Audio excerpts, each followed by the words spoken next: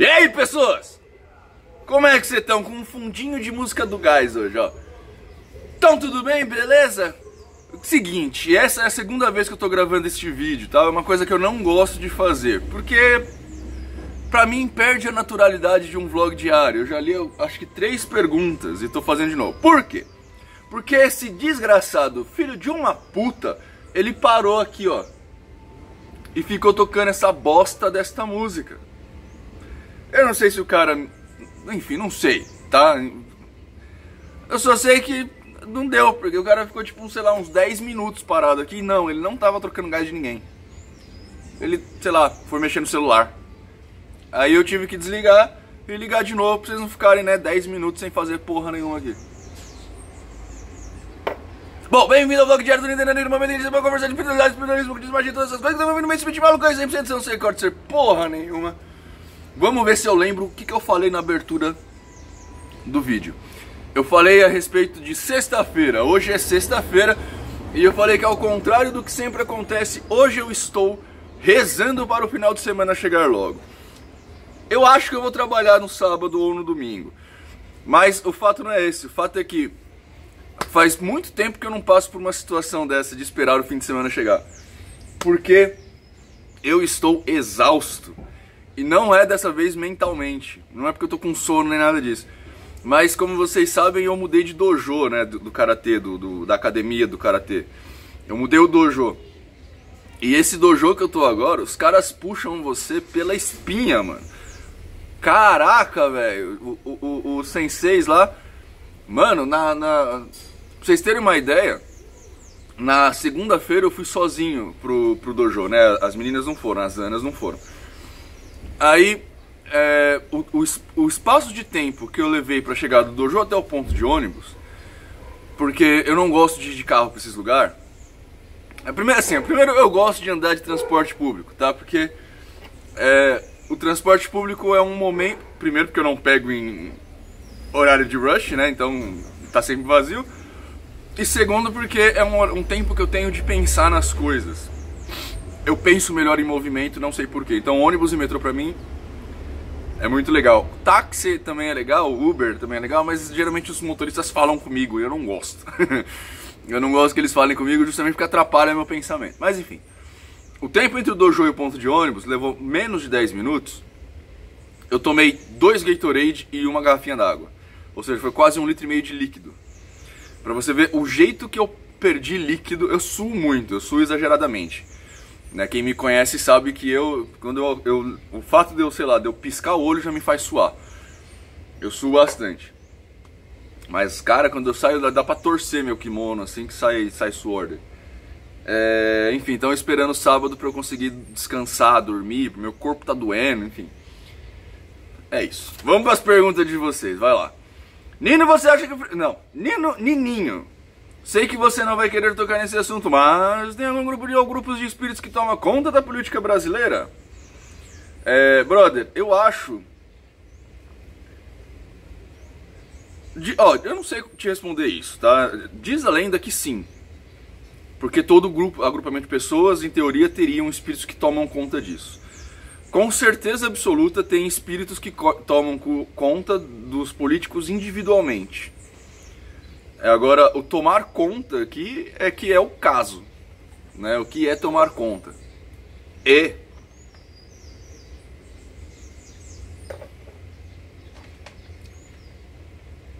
Não julgue o fato dos políticos serem como são, ou seja, na sua imensa maioria de serem ladrões, de só quererem foder todo mundo.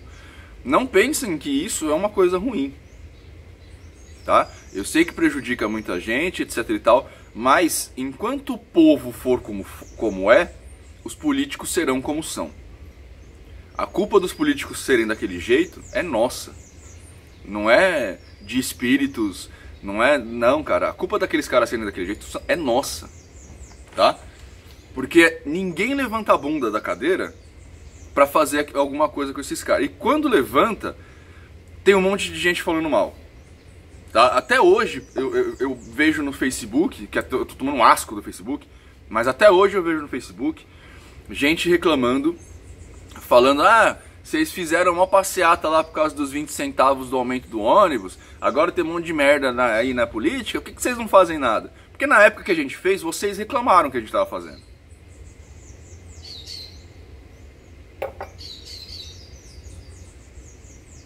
Não é? Hoje em dia no Brasil tem gente com político corrupto de estimação, com ladrãozinho de estimação. Hoje em dia no Brasil tem gente que não sabe a diferença entre evidência e prova, né? Hoje em dia no Brasil, enfim, o que a gente vai fazer? A gente está preso. Lá na revolta dos 20 centavos, não foram em sua maioria a classe mais baixa da população que foi fazer a manifestação, foi a classe média.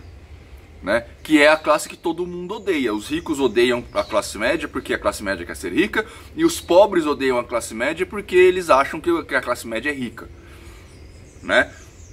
Então, tipo, como acontece em todos os lugares, tá? A Revolução Francesa aconteceu porque a classe média estava infeliz, né? A burguesia, que todo mundo bate, foi quem derrubou a monarquia, sabe? Tipo, e é por isso, porque o nosso povo é burro pra caralho. Então, como o nosso povo é burro pra caralho, como o nosso povo é corrupto e corrupto pra caralho, nós temos os governantes que nós temos. E é isso.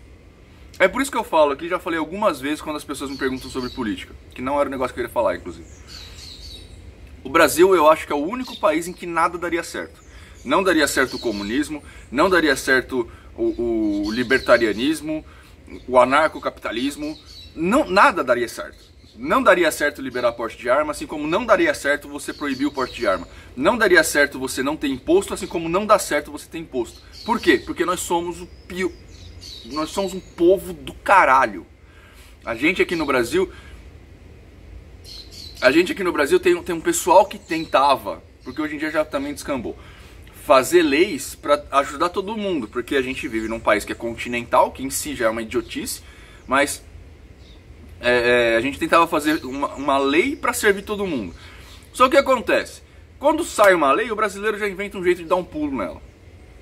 E não importa o que seja nisso. Tá? Se a telefonia lança um novo tipo de aparelho celular, o povo vai lançar um negócio que vai corromper aquele aparelho, sabe? Então é assim, nós somos, o brasileiro é um povo bosta, então a gente tem um governante bosta, é isso. O governo é só reflexo da gente. Fazer o quê? Obrigado pelo desabafo, isso não tinha na primeira gravação. Nino, como é que você tá? Tô bem, pessoa. Poderia comentar se o Pirula tem razão sobre o vídeo que ele fez a respeito das pseudociências no SUS? Aí, tá vendo? Isso é um exemplo do quanto o povo é idiota. Por quê? Como é que o SUS funciona? O governo vem, pega meu dinheiro. Aquele trabalho duro que eu tive, aquelas 8 horas infernais que eu passei em algum lugar, limpando a rua, colhendo saco de lixo, catando bosta de velho, sei lá. Essas 8 horas por dia suada, o governo vem e cata 6. Mais ou menos. Tá? O dinheiro que você ganhou nessas 8 horas, o governo vem e cata 6 pra ele. Aí ele devia pegar essas 6 horas do meu suor e gastar com alguma coisa que vai me fazer bem, porque afinal de contas esse é o papel do Estado. Mas o que ele faz? Ele paga pseudociência. Eu duvido que alguém aqui iria no SUS, tem um ataque cardíaco, você tá pra morrer, você vai no SUS e vão te dar homeopatia, duvido que você vai gostar. Aliás, você não vai ter nem opção, porque você vai morrer. Né? Mas aí o governo agora tá pagando acupuntura, tá pagando... Eu duvido que não tem ninguém naquela porra daquele lugar lá que não vai se beneficiar com isso. Duvido. É que nem... Sabe, lembra há um tempo atrás quando lançaram o negócio do extintor de incêndio? Ah não, agora no carro é obrigado, todo mundo tem extintor de incêndio. Lembra disso? Um extintor tipo 3 lá, tipo C, sei lá qual que era. Vê quantos parlamentares não tinham uma empresa de extintor de incêndio. Do negócio do kit médico foi a mesma coisa. Esse negócio é a mesma coisa. Tipo, mano, eu acho que... Cara, se eu pudesse bater em alguém por causa disso, eu bateria. Porque, mano... Eu acho que se você vai pegar o meu dinheiro pra oferecer alguma coisa pra alguém, principalmente se for pra mim, tem que ser alguma coisa que pelo menos tenha algum tipo de que vai funcionar. Que não é o caso dessas coisas aqui. Oi, Nino, qual a diferença entre mente e memória? Obrigado. Pessoal, é o seguinte, ó. Pra ciência, a gente ainda não sabe exatamente o que a mente é, tá? A gente sabe que ela tá no cérebro, né? Porque... Só que a gente não sabe nem se ela tá circunscrita só ao cérebro. A gente não tem uma definição muito boa ainda, 100% correta do que a mente é. Estamos em estudo, estamos tentando descobrir isso. A mente seria, num modo meio grosso, né, a grosso modo, seria o que nos dá a capacidade de interação.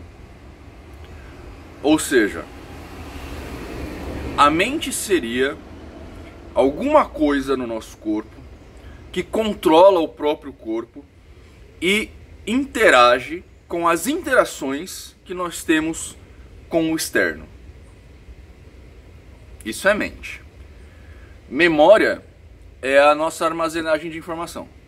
São coisas diferentes. Uma coisa é interagir, outra coisa é armazenar. Tá? Aliás, é o acesso ao armazenamento de coisas que foram feitas. Então a mente faz coisas, essas coisas são registradas pela memória. Tá? A grosso modo, tá?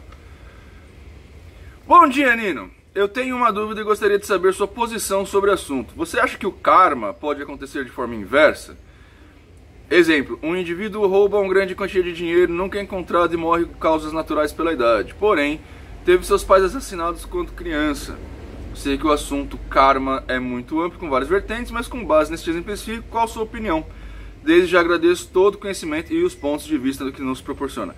Cara, eu vou ignorar o seu exemplo, tá? Porque é muito difícil a gente falar de exemplos específicos como você deu quando a gente está falando de karma.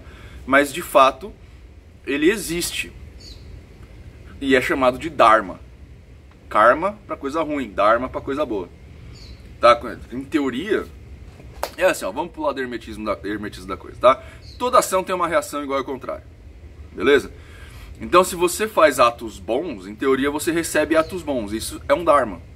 Quando você ajuda, faz uma caridade real para alguém, você se sente bem. É o dharma que você acumulou. Quando você faz más ações, você, né, tem respostas ruins. É o karma. Tá? Dharma tem até nome já. Dharma. Normalmente é grosso modo, como você perguntou, tá? Nino, de onde você acha que as entidades surgiram? Você acha que elas têm uma espécie de criador ou algo assim? Cara, eu acho que as entidades não têm criadores, mas eu não faço ideia de onde elas surgiram. E eu não fazer ideia de onde elas surgiram não quer dizer que ela tem um criador, tá? Não faço a menor ideia, cara. De verdade. Eu já pesquisei bastante a respeito disso, existem várias teorias, mas nenhuma delas me satisfez, assim, nenhuma delas tem coerência de acordo com o que a gente sabe hoje em dia do universo, por exemplo. Tá? Então eu não faço a menor ideia. E aí, Nino, beleza? Me amarro nos seus vídeos e aprendo muita coisa com suas explicações, mas me tira uma dúvida. Uma das principais regras da maçonaria não seria acreditar numa divindade, ou seja, o grande arquiteto do universo? Se você diz que é ateu, como ao mesmo tempo pode ser maçom? Cara, é uma pergunta. Eu não gosto mais de falar de maçonaria, porque assim, eu deixei a maçonaria, né? Eu adormeci e nunca mais quis voltar. O que acontece? Eu virei ateu enquanto na maçonaria. Então eu entrei na maçonaria acreditando em alguma coisa, enquanto na maçonaria eu deixei de acreditar. Aí aconteceram algumas coisas, alguns problemas políticos dentro das lojas que eu tava. Aí eu me afastei e por não acreditar em Deus, não voltei. Sacou? É isso, resumindo. Nino, e a egrégora? Pode atacar se você deixar de frequentar o local alimentar a mesma? Os elementais e elementares podem atacar se você deixar de frequentar o local também, mesmo sem conhecimento do mago que dirige as ritualísticas? Pode ocorrer um ataque inconsciente de outro membro da casa, sem ser ataque do dirigente e ou mesmo levar a culpa a crédito? Supondo que esteja acontecendo um ataque verdadeiro? Vamos por partes. A egrégora pode atacar se você deixar de frequentar o lugar ou alimentar a mesma? Pessoas, egrégoras não têm mente, egrégoras não pensam, elas não vão atacar ninguém. Nem se você está no ambiente. Egrégoras não atacam. Tá? O que você pode fazer A egrégora ela sempre vai funcionar por harmonização, pessoal. A egrégora ela não tem consciência, ela não faz coisas porque ela quer, tá? Então não, ela não vai te atacar. O que pode acontecer é você ser atacado por alguém utilizando uma egrégora, mas a egrégora por si sozinha não vai atacar ninguém não, tá? Os elementais e elementares podem atacar se você deixar de frequentar o local também, mesmo sem conhecimento do mago, dirigentes ritualísticas? Elementais e elementares aí são outros 500. Aí eles podem sim. Tá? Qual que é a diferença dos elementares para a egrégora? São vivos. Elementares são espíritos, né? Assim como elementais são espíritos. Então eles têm ato, digamos assim. Eles praticam coisas, né? Diferente da egrégora. Então sim, eles podem. Pode ocorrer um ataque inconsciente de outro membro da casa sem ser ataque do dirigente e o mesmo levar a culpa? Crédito? Pode. Agora, o que acontece? Eu vou falar um negócio que vai ser meio difícil de vocês aceitarem, eu acho, tá? Eu tô imaginando que você está me fazendo essas perguntas, pelo menos no finalzinho aqui que você fala de dirigente, de, por exemplo, você faz parte de um grupo magista, né? Tipo, pode ser um banda, sei lá, um grupo onde as pessoas praticam magia. E aí você sai desse grupo e várias coisas ruins começam a acontecer com você. Aqui a gente tem um negócio que a gente tem que levar em conta antes de colocar a culpa nos dirigentes, ou de colocar a culpa em quem ficou no grupo. Qual que é a grande questão? Quando você está inserido num grupo, como é o caso dos políticos que eu acabei de falar, você está realizando certas ações e tendo certas proteções para que essas ações aconteçam. Então, por exemplo, você tem um terreiro, né? Vamos lá, Casa da Vó Maria Rosa. Aí você, Pedrinho, vem fazer parte da corrente da Casa da Vó Maria Rosa. A Casa da Vó Maria Rosa, ela realiza vários tipos de assistência em encarnados e em desencarnados. E muitas vezes essas assistências têm a ver com você bater em alguns espíritos, né?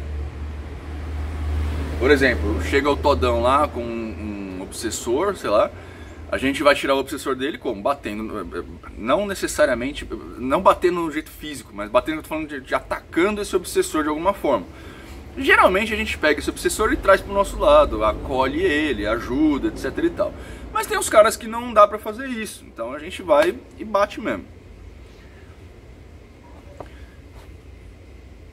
De uma forma ou de outra, pode ter alguém do lado espiritual que não goste dessa ideia e resolva retalhar. E aí nós temos uma série de proteções no grupo que ajudam a gente a se proteger desse ataque, digamos assim. Por exemplo, a gente tem gira toda semana, então no máximo que vai acontecer é alguma coisa em uma semana. Mas ainda assim a gente tem as firmezas da Casa da Vó, a gente tem os guias, não só os mentores, mas os guias que fazem parte do trabalho, que protegem as pessoas fora do trabalho, a gente ensina a fazer certas coisas, a pessoa está sob a nossa egrégora, então tem uma série de coisas. Quando a pessoa deixa de fazer parte da Casa da Vó, tudo isso é retirado.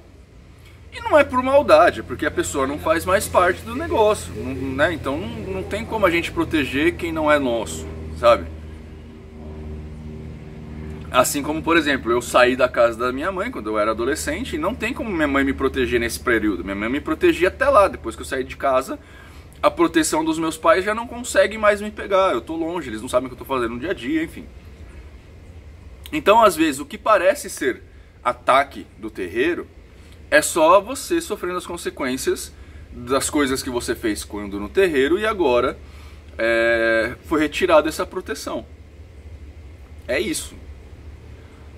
Tá? Então é normal às vezes acontecer de você sair de uma casa de umbanda, por exemplo, e passar por uns perrengues por um tempo. A gente, quando saiu do terreirão que a gente estava, aconteceu isso também. A gente passou por uns perrengues durante um tempo. Só que a gente tem que ter uma certa maturidade pra gente entender que nós estávamos debaixo de um guarda-chuva. Agora a gente resolveu sair desse guarda-chuva. A gente vai tomar chuva nesse meio tempo.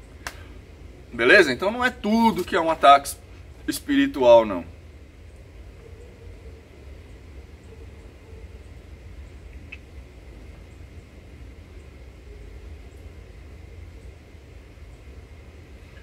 Acho que eu respondi, né? Vamos pra última que já deu 20. Digno mestre Nino, tal da incidência mineira, deve ser da Inconfidência Mineira, né? O tal da Inconfidência Mineira, o Tiradentes foi salvo pela maçonaria? Diz as lendas que sim, cara, mas eu não... O Tiradentes meio que não foi salvo, né? Ele...